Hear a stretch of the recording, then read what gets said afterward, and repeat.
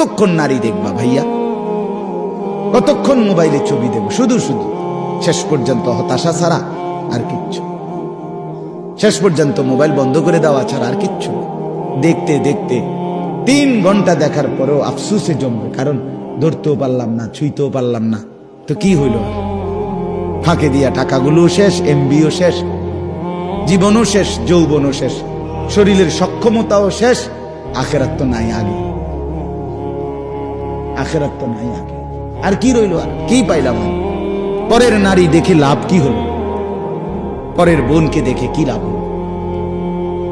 অশ্লীল ছবি দেখে কি লাভ হইল? আল্লাহকে হারিয়ে কি লাভ হলো?